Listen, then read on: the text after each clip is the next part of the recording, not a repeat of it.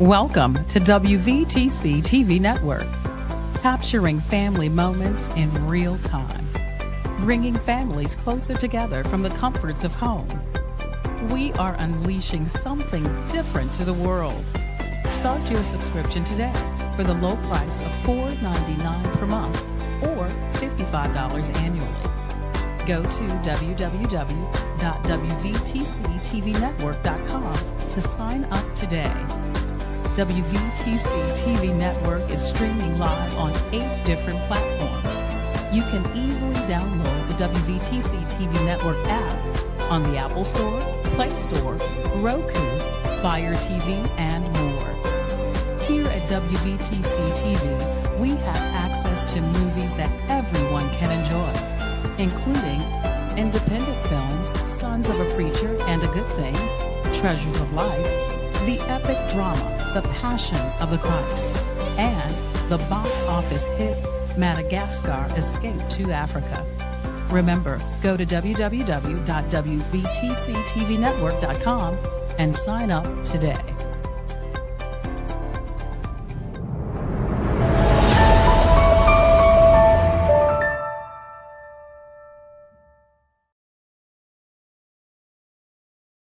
The following program contains views that are not those of WVTC, iNetworks Communications, their subsidiaries, affiliates, or financial supporters.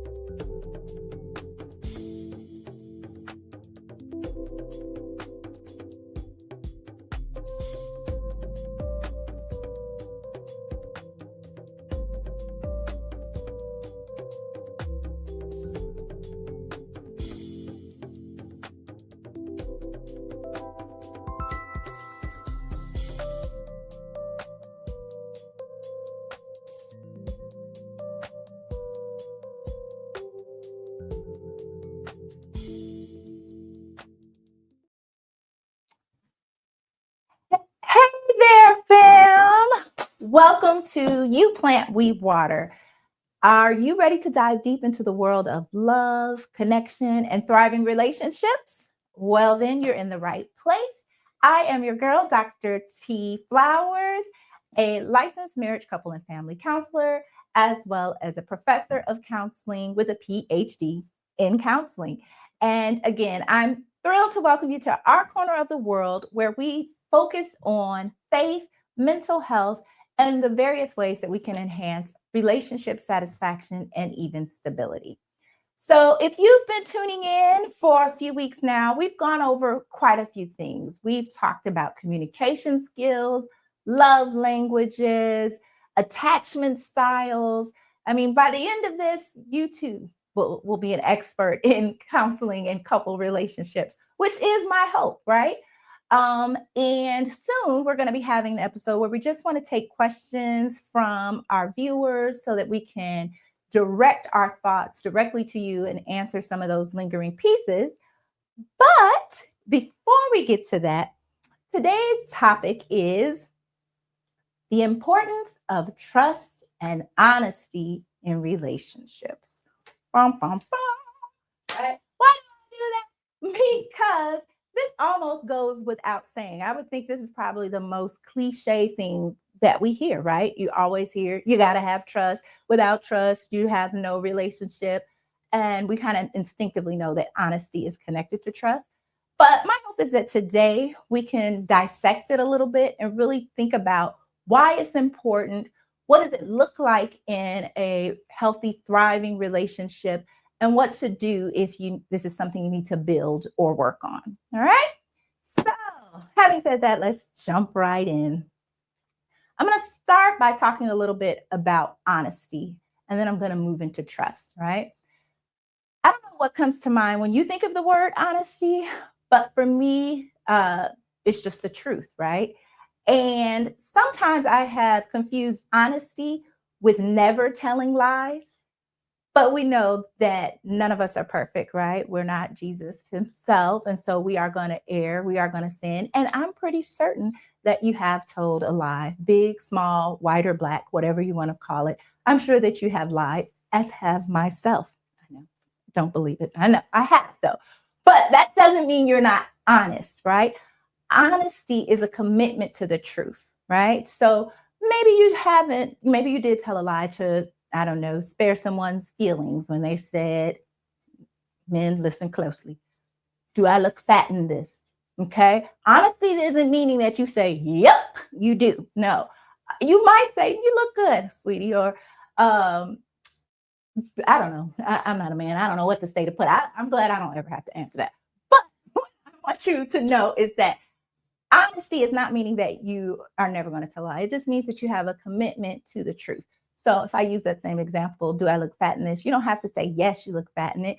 You could maybe say, being honest, you could just say, I love you in everything you wear, right?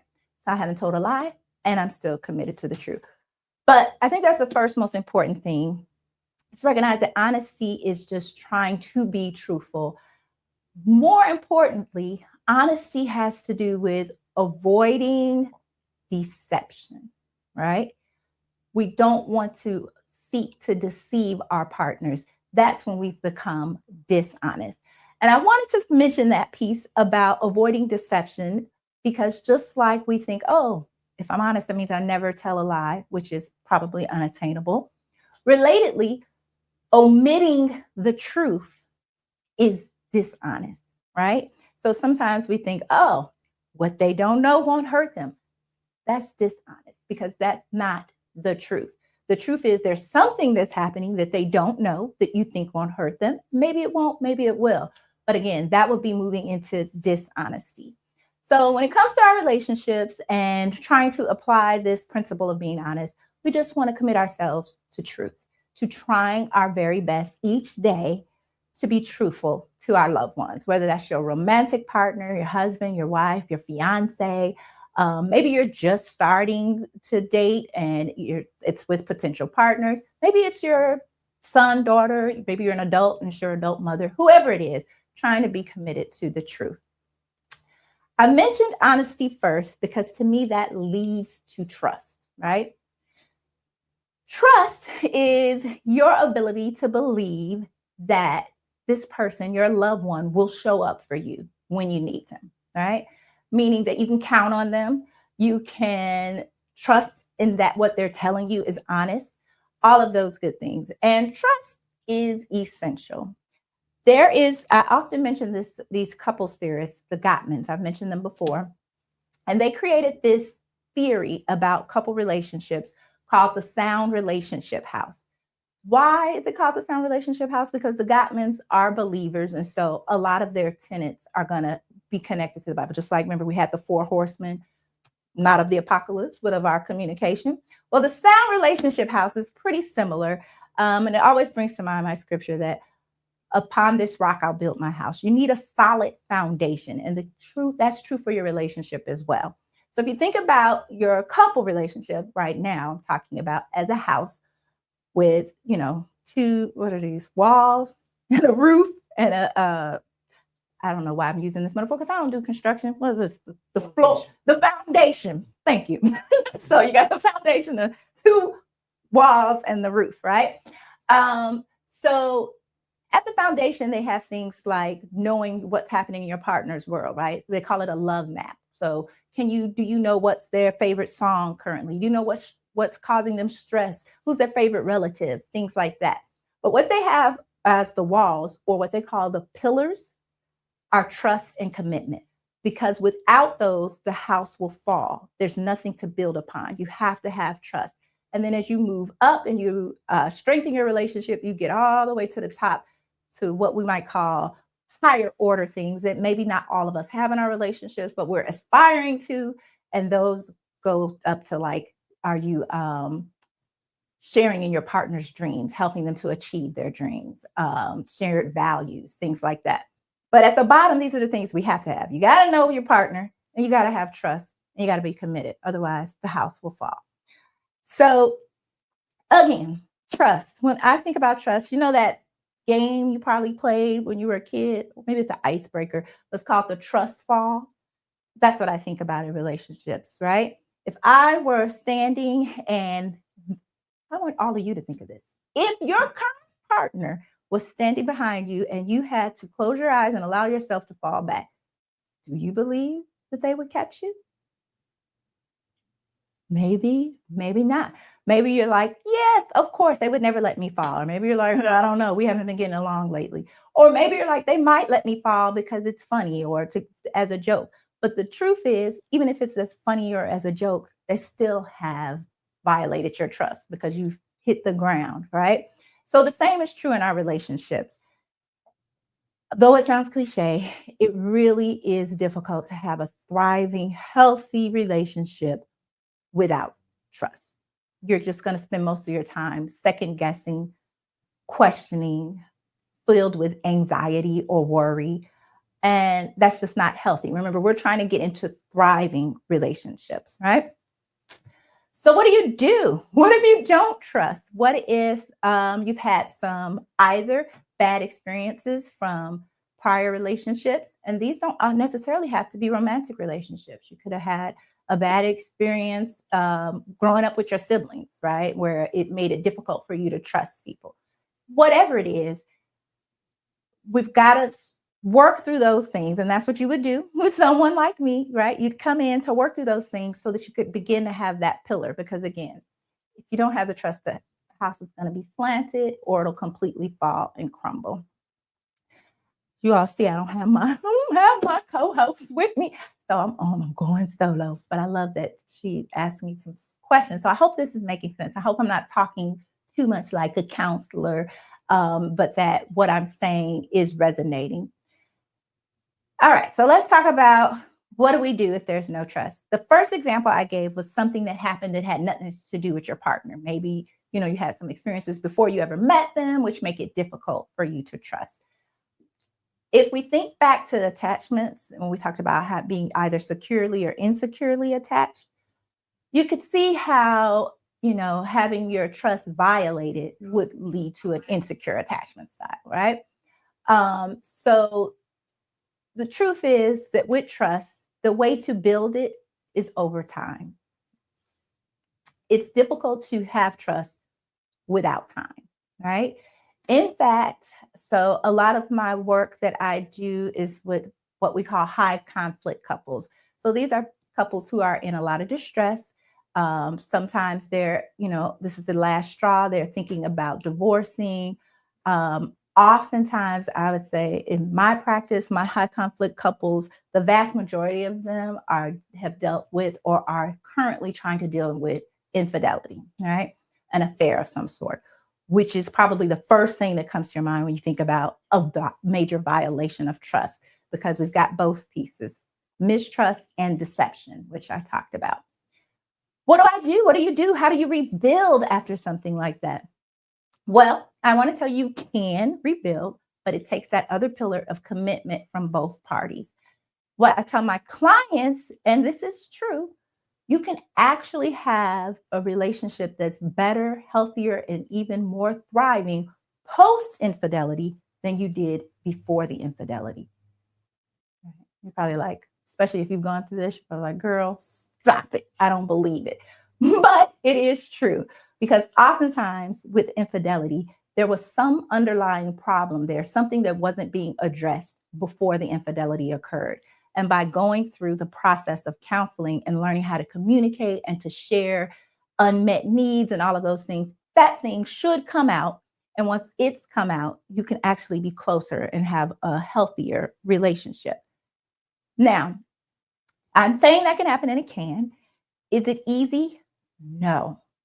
When I'm seeing couples for infidelity, that's probably the hardest process you can have in counseling. It's going to take lots of sessions, months and months and months of work.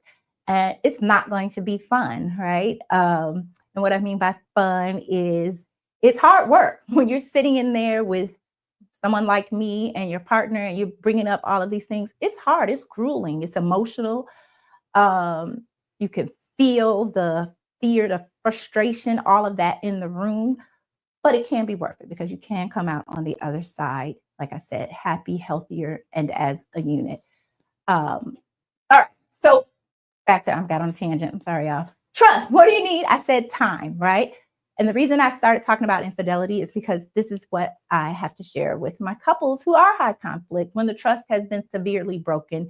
And oftentimes the betraying partner is frustrated and they'll say, I'm not doing anything. Like I've been completely honest from henceforth. When are they ever going to trust me again? I'm always going to have to, let them check my phone or whatever it has to be. And I let them know that the truth is trust can be rebuilt over time. But until that time comes, yes, you got to let her check your phone. Whatever it is that she needs to feel that trust, you have to do, and you have to do it consistently. And what you'll see happen is, let's use the example, trust the phone, because maybe you had a phone affair, right? And it comes out that if I could check your phone whenever I need to, it makes me feel more comfortable. So maybe in the beginning, let's say day one, she wants to check it 3 times a day. Then maybe in 2 weeks, it's twice. Maybe in a month, it's once every other day. Maybe in 6 months, she didn't ask to check it at all. Why? Because every time she checked and there was nothing there, the trust was built. Just like every time I fall back and you catch me, the more I can trust that you've got my back. So what do you do if the trust is broken? You're going to have to be consistent with a new, what we call corrective behavior, and you have to give it time. Okay? So that's the answer for someone whose trust has been betrayed. Let's say you're the person who was betrayed, right? You're not the betrayer, but you feel like you were betrayed. Someone has been dishonest or distrustful with you. While their role is to show up with a consistent pattern of healthy, trustworthy behavior, you're going to have to take a risk. You're going to have to let your wall down. You're going to have to be vulnerable again. And that's hard, right? Because if I let my wall down and I know this person has hurt me, it's not like a guess. Would they hurt me? They have hurt me. If I let my wall down, they might hurt me again. And that's true. They might. So if it's someone that you want to continue to be with, that's a risk you're going to have to take. Otherwise, you can't move forward, right? Because we have to rebuild the trust. So those are the types of things you're going to want to consider. Am I willing to let my wall down?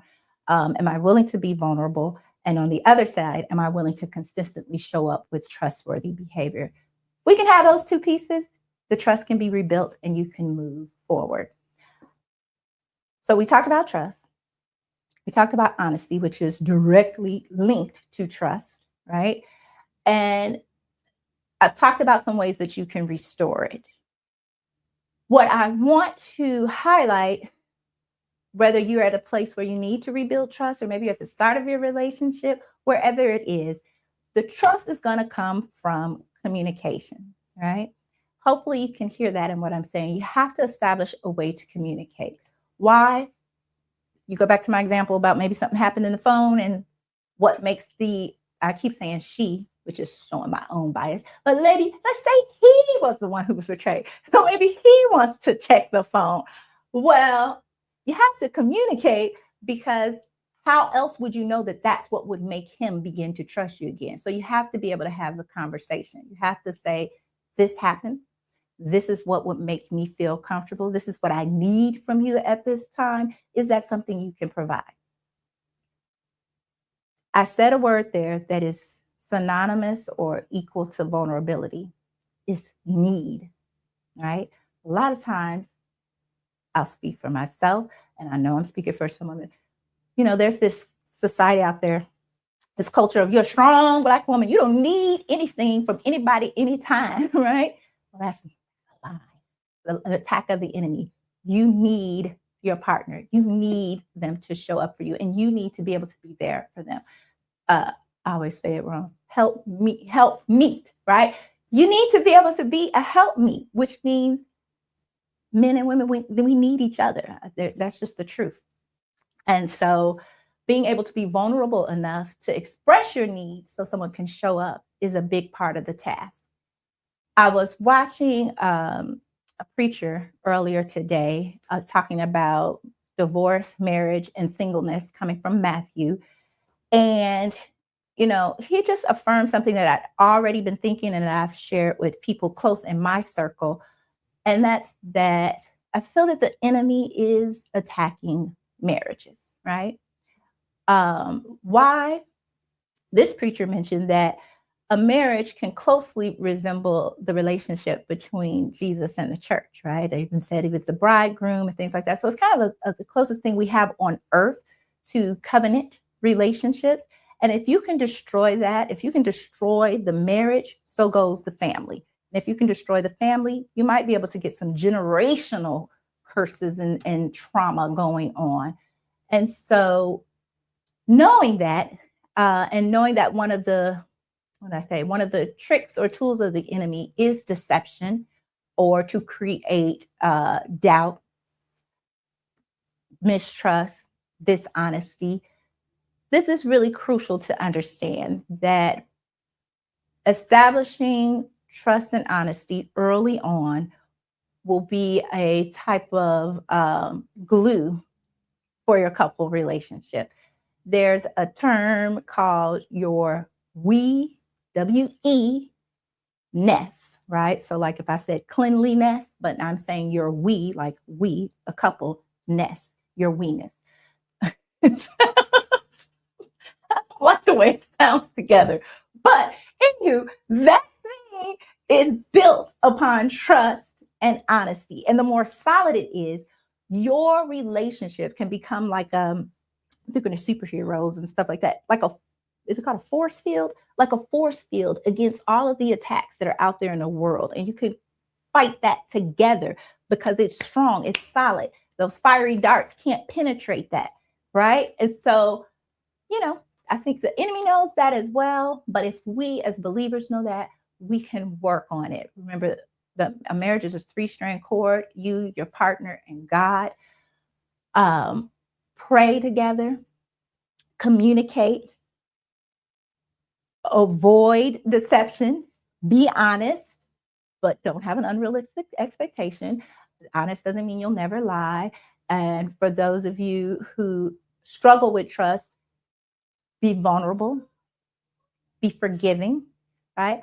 All of the virtues in the Bible, patience, love, kindness, all of those things, right? And that will help you strengthen that pillar so that your house will stand. I'm getting ready to close, but I want to remind you of, I think it's called, I don't know, nursery rhyme or fairy tale, but one of those stories we heard when we were kids about the 3 little pigs, right? And they each built their house, and that wolf came to blow it down. While that was just a children's story, the same can be said for our relationships. What kind of house are y'all building? You want to get that brick house that's so solid that no matter how the world huffs and puffs, it will not crumble. All right. And the key to that is trust and honesty. So that is our topic for today. I want to encourage you to visit our Facebook page, You Plant We Waater, where you can enter any questions you have.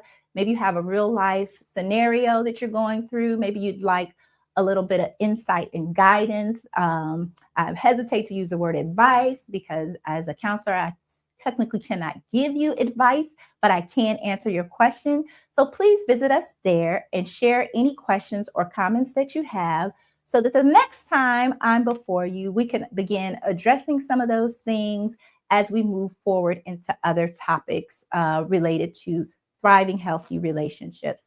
As I leave you, I just want to remind you that you deserve to have a happy, healthy, thriving relationship, and you can get there one day at a time. So, without saying anything else, remember, you plant, we water.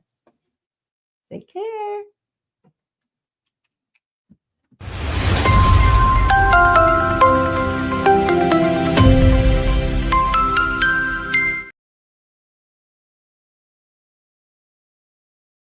to your Apple or Google Play Store and download the WVTC Gospel Radio app today. You can also say, Alexa, play WVTC Radio Skills. Would you like to play WVTC Radio Network?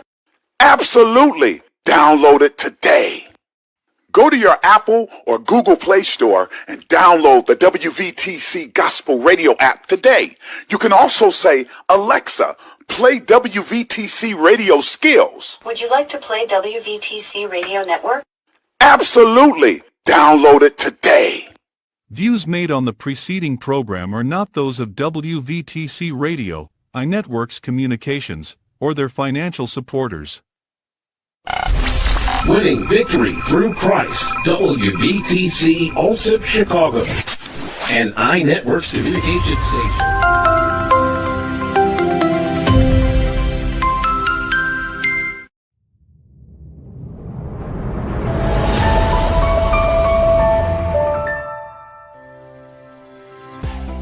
Welcome to WVTC TV Network, capturing family moments in real time, bringing families closer together from the comforts of home. We are unleashing something different to the world. Start your subscription today for the low price of $4.99 per month or $55 annually. Go to www.wvtctvnetwork.com to sign up today. WVTC TV Network is streaming live on 8 different platforms. You can easily download the WVTC TV Network app on the Apple Store, Play Store, Roku, Fire TV, and more. Here at WVTC TV, we have access to movies that everyone can enjoy, including independent films, Sons of a Preacher and a Good Thing, Treasures of Life, the epic drama, The Passion of the Christ, and the box office hit Madagascar Escape to Africa. Remember, go to www.wvtctvnetwork.com and sign up today.